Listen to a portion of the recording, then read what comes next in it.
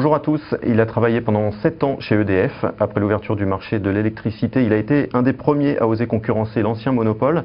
Aujourd'hui, il est directeur général délégué de Direct Énergie, la société qu'il a fondée et qui est devenue le premier fournisseur alternatif de gaz et d'électricité. Bonjour Fabien Chaunet. Bonjour Pascal. Le 1er juillet prochain, nous fêterons les 6 ans de l'ouverture complète du marché de l'énergie en France. 6 ans et pourtant, aujourd'hui, seulement 7% des Français ont franchi le pas et ont changé de fournisseur d'électricité.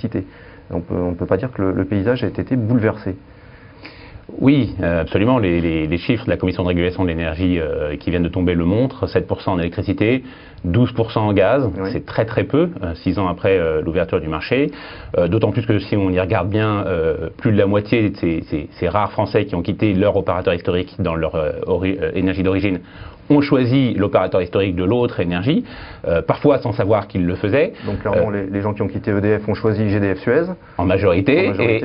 Et l'inverse est vrai également, parfois avec des offres encore plus chères que les tarifs réglementés, et ça c'est l'autorité de la concurrence qui l'a démontré récemment. Donc ça montre à quel point cette ouverture du marché n'a pas fonctionné jusqu'à aujourd'hui. Qu'est-ce qui coince? Parce que quand on regarde les voisins européens, on voit bien qu'il y a une spécificité française là. Qu'est-ce qui bloque? Alors oui, ça paraît tout à fait paradoxal, surtout dans cette période de crise où il existe des offres compétitives, hein, tout le monde le dit, l'autorité de la concurrence le dit. En plus, on est quand même sur un marché assez étonnant où c'est exactement le même produit. Il n'y a absolument aucun engagement, une réversibilité totale pour revenir aux tarifs réglementés. Il n'y a pas de contraintes techniques, c'est le même compteur. Il n'y a pas de frais d'entrée ni frais de sortie. Il n'y a pas de paperasserie administrative à remplir pour changer de fournisseur. Hein, c'est le fournisseur qui s'occupe de tout. Un seul coup de fil, par exemple au 3099, vous permet de changer de fournisseur. Pour Direct Énergie a été élu 6 années consécutives service client de l'année, donc le service client est meilleur chez nous. On fait des offres nouvelles, innovantes, des services innovants. C'est moins cher et pourtant ça ne bouge pas. Donc effectivement, il y a un paradoxe énorme à voir qu'aujourd'hui, plus de 40% des Français disent avoir du mal à payer leurs factures et seulement quelques pourcents ont choisi des offres alternatives compétitives. Le vrai problème aujourd'hui, c'est qu'il n'y a absolument pas de communication sur l'ouverture à la concurrence de ce marché-là. La rare communication qu'il y a eu sont des propagandes anti-concurrence. C'est vrai qu'entre 2007 et 2010, l'ouverture du marché était défaillante, était défectueuse. Depuis une loi de 2010, le marché est ouvert efficacement, il faut absolument que les Français le sachent. Donc le problème, il est également tarifaire, il n'est pas qu'un problème de communication. Ce que vous dites, vous, régulièrement, c'est que le marché est biaisé parce que les tarifs réglementés sont maintenus à des niveaux artificiellement bas.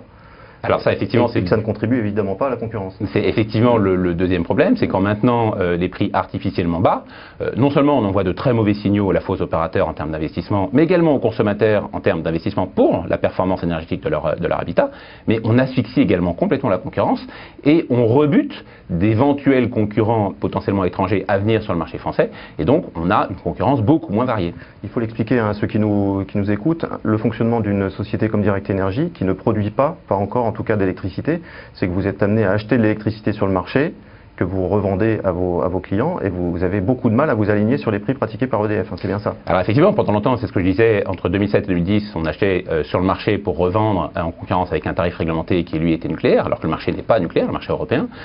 En 2010, un accès régulier à l'énergie nucléaire d'EDF a permis à l'ensemble des concurrents d'EDF commercialisateurs, sans être pour autant concurrents d'EDF producteurs nucléaires, parce que c'est pas possible en France, de pouvoir développer des offres alternatives et compétitives. Ça a changé la donne? Absolument. 2010 Ah, bien sûr, ça change complètement la donne, puisque maintenant on a la possibilité de proposer des offres compétitives et ceci sans aucun risque pour le client, parce qu'en 2010 il a également la possibilité de revenir au tarif réglementé.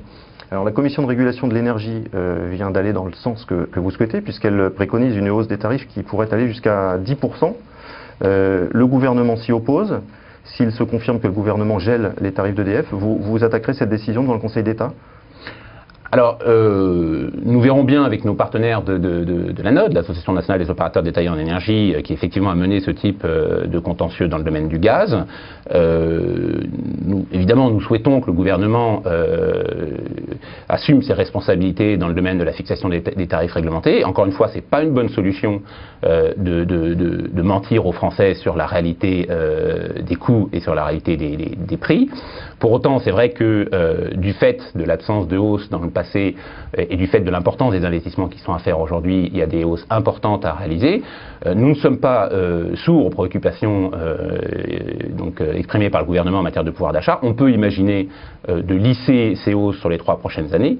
C'est tout à fait envisageable. Ça reste des hausses significatives qu'il faut envisager, mais pas de 10%, plus proche de 5-6%. La condition sans doute à cela, c'est qu'également on mène la réforme sur les tarifs sociaux rapidement, parce qu'il est hors de question que ces évolutions de coûts, ces évolutions de prix laissent sur le bord du chemin tous ceux qui sont en situation de précarité énergétique. Donc il faut absolument finaliser cette réforme en même temps. Une réforme qui vise à étendre les tarifs sociaux à plus de Français que ce qui existe aujourd'hui. Exactement, protéger mieux et protéger plus les Français qui sont en situation de précarité énergétique. En contrepartie de l'assouplissement des contraintes budgétaires, on sait que Bruxelles demande à la France un certain nombre de mesures visant à accélérer l'ouverture du marché de l'énergie. Qu'est-ce que vous attendez de la Commission européenne concrètement ? Nous, ce qu'on souhaite, et c'est la deuxième condition, c'est que la France joue le jeu de la concurrence, c'est-à-dire assume définitivement cette ouverture à la concurrence, comme elle a pu le faire dans le domaine des carburants. Quand vous avez une envolée des prix du pétrole, la France, le gouvernement, fait la promotion de la concurrence dans le domaine de la distribution de carburant.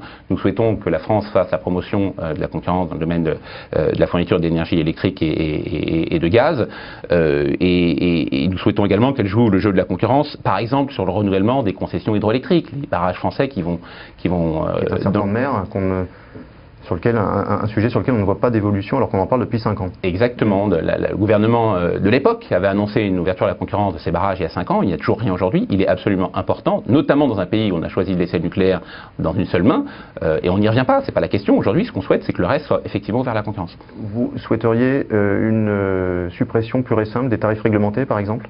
Dans le domaine du gaz, je crois que l'autorité de la concurrence a démontré qu'il n'y avait aucune spécificité française qui nécessitait de maintenir un tarif réglementé. Le problème, c'est que le tarif réglementé est aujourd'hui perçu, parce qu'il est communiqué comme ça par le gouvernement, comme protecteur. C'est pas vrai. Le tarif réglementé n'est pas protecteur, et l'autorité de la concurrence a démontré que les pays qui avaient un tarif réglementé, notamment dans le domaine du gaz, ont en général des prix plus chers que ceux qui étaient complètement ouverts à la concurrence.